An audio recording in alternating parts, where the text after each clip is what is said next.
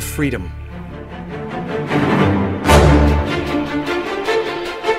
I saw that I was bigger than what I do.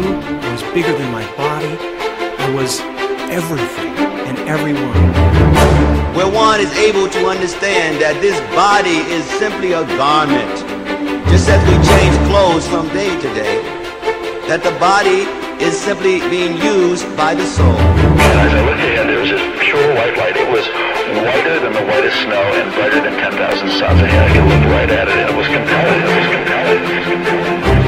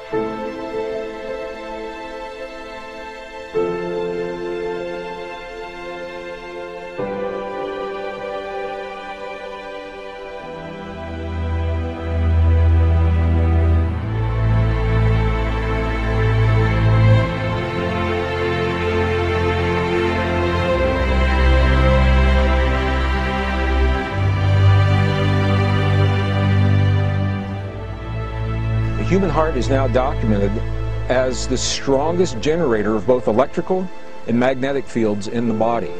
Now this is important because we've always been taught that the brain is where the action is. The brain has an electrical field, it does have a magnetic field, but they're relatively weak compared to the heart. The heart is about 100 times stronger electrically and up to 5,000 times stronger, 5,000 times stronger magnetically than the brain.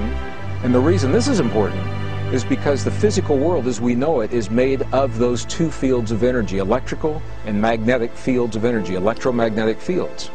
Our own physics books now tell us if we can change either the magnetic field of an atom or the electrical field of the atom, by doing that we literally change that atom. We change the stuff that our bodies in this world are made of. And it appears now that the human heart is designed to do both, to change both the electrical field and the magnetic field of our bodies and our world, and they do so in response to the emotions that we create between our heart and our brain.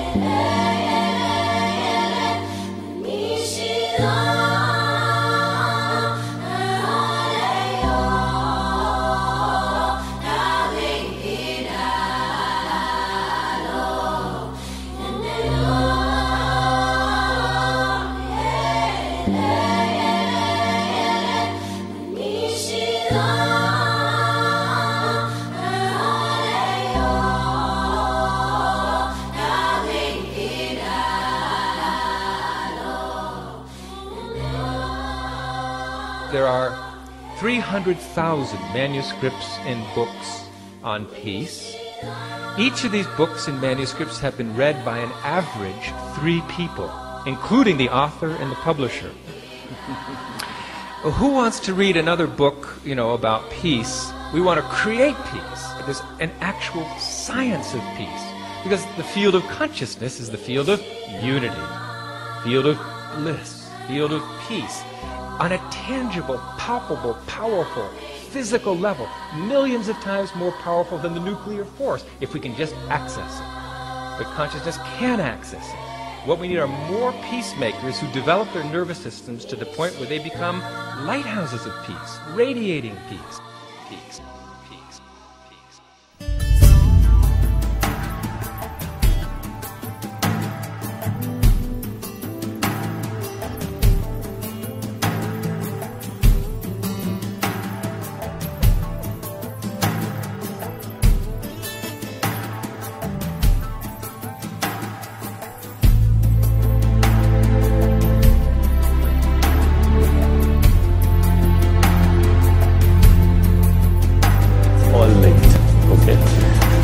But when it comes to a tsunami or shift in the tectonic plates, if you really believe in consciousness, even that you would say has a connection to turbulence in the collective mind, because we are part of nature, right?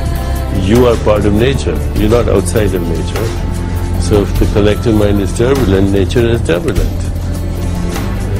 We tend to separate ourselves from nature, but we're not. If we settle down, maybe nature will settle down.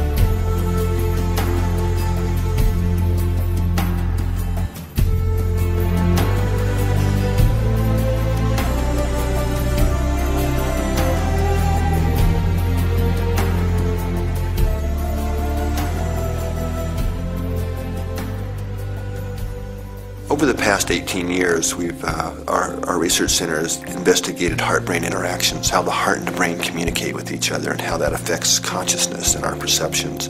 One of the things we identified in our research was the state we now call coherence. And what we found was that when we're feeling positive emotions, like we're really appreciating the sunset, or really feeling love or compassion or care for someone, that the heart beats out a very different message. The heart generates by far the largest rhythmic electromagnetic field produced in the body. And what we've now found is that if we look at the spectrum analysis of the magnetic field radiated by the heart, that emotional information is actually encoded and modulating into those fields. So by learning to shift our emotions, that's changing the information we're encoding into the magnetic fields radiated by the heart, and that can impact those around us. We are fundamentally and deeply interconnected with each other and the planet itself, and what we do individually really does count and matters.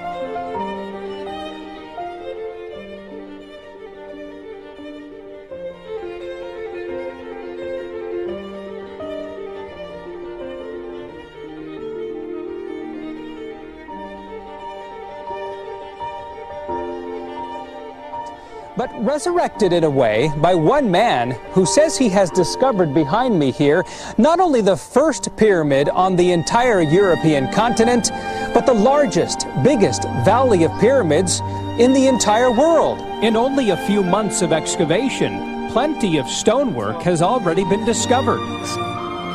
Samir used satellite, thermal, and topography analysis on tens of thousands of hills in his search for pyramids. Instead of thousands of hills, they found 9 of them, 5 of them being located in this valley. You have perfect geometry and you have cardinal points. Once I saw that a year and a half ago, I immediately knew that this is not a naturally made hill, but man-made.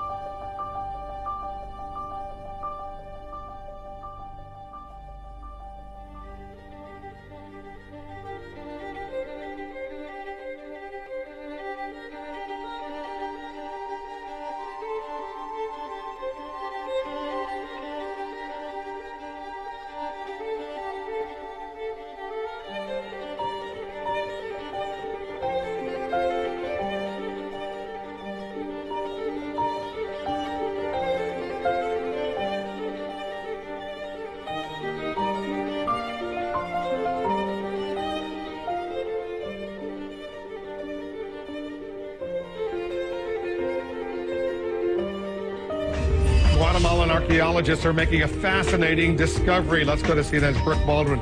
She traveled to Mirador and came back with an amazing story. Brooke, tell our viewers what's going on. Wolf, I think I'm officially an archaeology geek. Our CNN crew, we're the first TV camera actually in the world to shoot the face of what may be the world's largest pyramid by volume. This pyramid, it is covered by the canopy of the jungle. It is currently facing several threats. From the air, it looks like just jungle, but these forests in Guatemala hide an ancient secret. The city of Mirador, often referred to as the cradle of Mayan civilization, the size of a modern-day metropolis. This is no mountain. It's a pyramid, and according to the Mirador Basin Project, it may be the largest pyramid by volume in the world.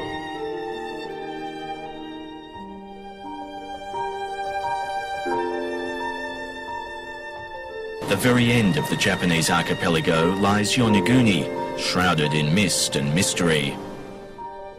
Several metres beneath the surface lies one of the world's greatest mysteries, a place that could quite literally rewrite human history. No one can be entirely sure what's down there, but many experts are convinced it's the remains of a vast and ancient underwater city, a lost civilization, a Japanese Atlantis.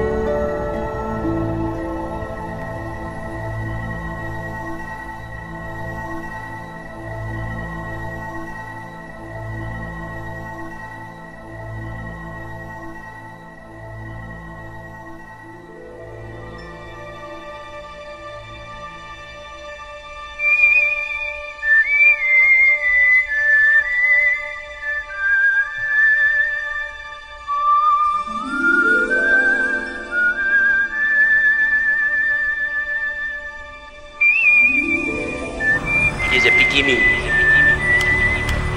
and we look for a glorious denouement when we will discover that we are actually members of one family. Help make our planet a more peaceful, healthy, and equitable place to live.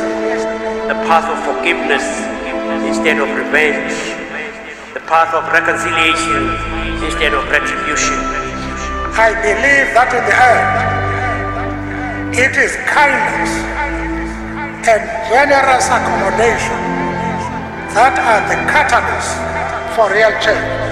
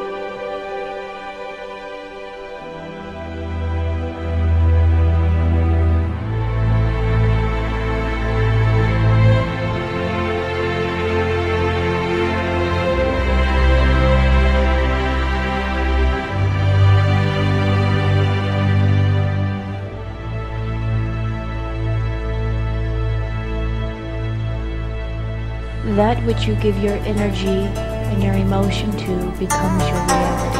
It is every human spirit. Whatever you give your emotion to becomes reality for you.